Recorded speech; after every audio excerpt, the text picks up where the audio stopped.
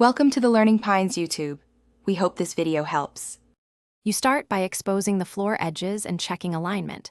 This matters because tongue and groove tolerances are tight. Once the baseboards are off, remove damaged boards and label adjacent pieces so reassembly is exact. Make your first cut-in by trimming the tongue or groove with a circular saw set shallow.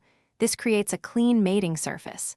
Use a pry bar to lift ends gently and a small block plane to clean splinters. Doing this now saves time. When you fit replacement, you dry fit the new boards first so you can visualize staggering and keep a 1/4 inch expansion gap at walls. Once satisfied, apply adhesive sparingly into the groove if the manufacturer allows, because too much squeeze-out creates cleanup work. Slide the board in at an angle to engage the joint, then lower and tap with a mallet using a scrap board to protect the edge. This ensures a tight seam.